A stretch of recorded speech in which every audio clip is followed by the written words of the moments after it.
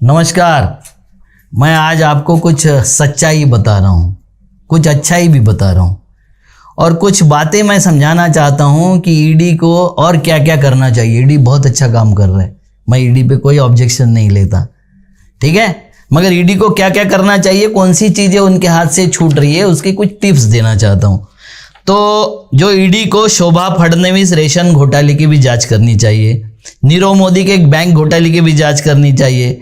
वैसे बहुत सारे हैं, विजय मल्ल्या भी है और जो बहुत सारी चीज़ें घोटाले की जांच करनी चाहिए।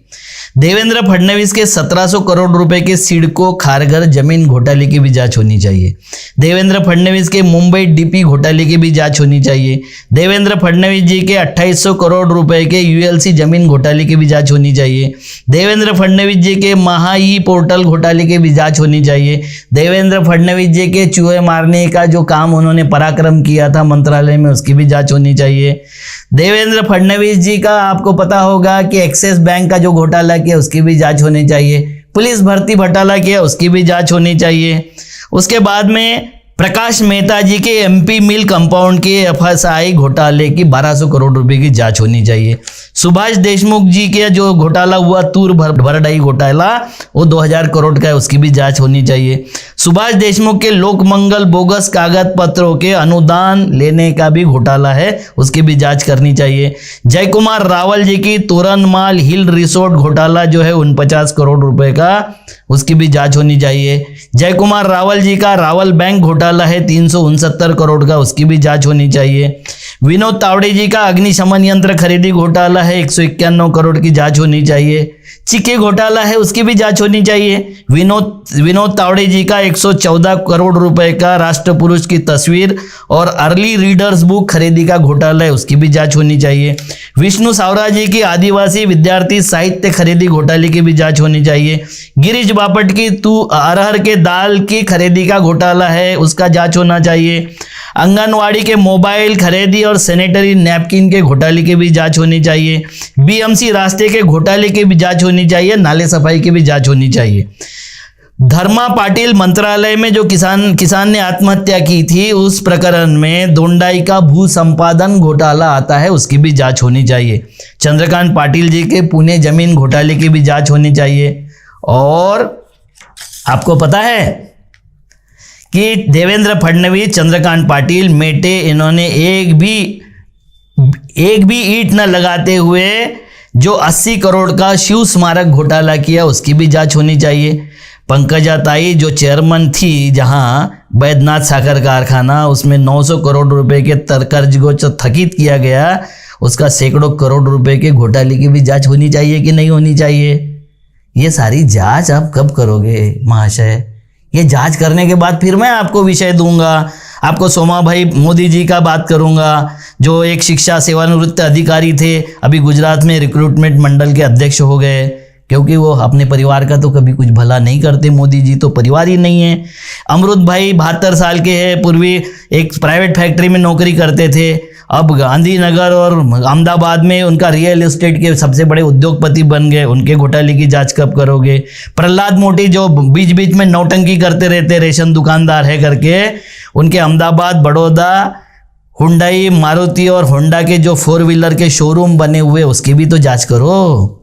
पंकज मोदी का जो 58 साल के हैं, ये इंफॉर्मेशन डिपार्टमेंट में सामान्य कर्मचारी थे, आज रिक्रूटमेंट उपाध्यक्ष है, रिक्रूटमेंट मंडल के उपाध्यक्ष है, उसकी भी जांच तो करो कि नहीं करोगे?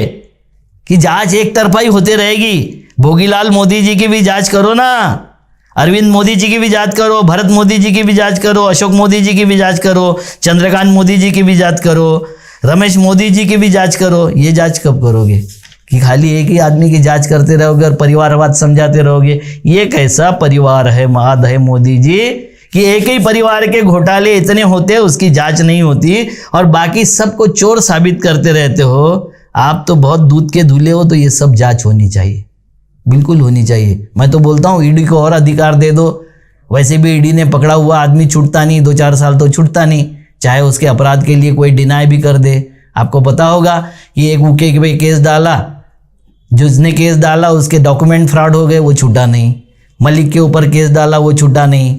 ये हमारे अनिल देशमुख जी के ऊपर गृह मंत्री रहते हुए केस डाला गया, जिसने कंप्लेंट किया था वो बोलता है मेरे पास कोई सबूत नहीं, फिर भी छूटे नहीं। तो ये सब लोगों को छोड़ते नहीं हो, तो फिर आपके जगजीवन दास मोदी, आपके चाचा का मैंने बेटा, उसकी भी जांच करो, भार्गव लाल कांति लाल जी की भी जांच करो। ये सबकी जांच कब करोगे? और विशेष तौर से आपके जो प्रिय है तड़ीपार शाह जी, उनके बेटे की जांच कब करोगे? 1700 करोड़ रुपए उसके बैंक के लोन माफ हो गए क्योंकि वो गरीब है। रेवड़ियाँ बांटने का काम आप नहीं करते हो, मगर 11 लाख करोड़ रुपए उद्योगपतियों के माफ करना, इसको आप रेवड़ी नहीं बोलते, इसको आप विकास बोलते हो। और किसानों को थोड़ा सा अनाज मिल जाए, खाद की सब्सिडी मिल जाए, किसी को बिजली 200 यूनिट तक फ्री मिल जाए, उसको आप रेवड़ी बोलते हो। अरे धन्य हो आपकी मोदी जी, बहुत अच्छा देने सिला दिया है आपने हमारे देश को, आपको चुनने का बहुत अच्छा सिला दिया है। और ये सिला हमें कहाँ ले जाएगा हमें पता नहीं है। आपने बिल्कुल क्या क्या किए मैं नहीं उसके बारे में बोलना चाहता हूँ कि आपके जन्म के 2 प्रमाण हैं। आपका एक बार जन्म 29 अगस्त को हुआ, 29 अगस्त 1949 को। निवडणूक आयोग के अनुसार यानी चुनाव आयोग के अनुसार 17 सितंबर 1950 को आपका 2 बार जन्म हुआ। महापुरुष हो आप। वडनगर रेलवे स्टेशन जो था वो आप 56 में चाय बेचते थे, मगर वडनगर रेलवे स्टेशन 1973 में पैदा हुआ। मगर ये बात हम नहीं करेंगे। ये बात करने से क्या होता है ये तो आपको सबको मालूम है, पूरी दुनिया को पता है। आपने मास्टर डिग्री गुजरात यूनिवर्सिटी से लिए थे 1983 में, और उसमें एंटायर पॉलिटिकल साइंस में आपने डिग्री लिया था। ये बहुत लोग बोल चुके हैं, मैं बोल के क्या करूँगा? बहुत बड़े बड़े लोग बोल चुके हैं। एंटायर साइंस का तो अभी भी मुझे, एंटायर पॉलिटिकल साइंस का तो अभी भी कहाँ डिग्री मिलती मुझे पता नहीं, मुझे भी बता दीजिए। अगर उसके डिग्री लेने से अगर कोई प्राइम मिनिस्टर बनता होगा, बड़ा नेता बनता होगा, तो मैं भी लेना चाहता हूँ। अभी भी पढ़ता हूँ, मैं पढ़ना चाहता हूँ। आप बता दीजिए मुझे कि एंटायर पॉलिटिकल साइंस की डिग्री कहाँ मिलती है, और ये सारा करने के लिए आपको एनर्जी कहाँ से मिलती है, ये कौन देता है? और 2014 में एक RTI के जवाब में बताया था गुजरात यूनिवर्सिटी ने कि ऐसा कोई डिग्री हमारे पास तो है नहीं। तो आपके पास में डिग्री कहाँ से आई? 78 में आपने प्रमाण पत्र आपका कंप्यूटर में टाइप कर दिया, जबकि 88 तक हमारे यूनिवर्सिटी में कंप्यूटर ही नहीं था। तो आपका 78 में कंप्यूटर में कैसे टाइप हो गया? खैर ये बात छोड़िए, बहुत छोटी छोटी बातें हैं। आप बहुत बड़े आदमी हो, हम क्या बोलेंगे आपके लिए। मगर ईडी को मैं बोलता हूँ कि आप जो भी चीज़ है सबका निष्पक्ष जांच करिए। बहुत अच्छा काम कर रहे हो और उस काम के लिए आपको बधाई। नमस्कार।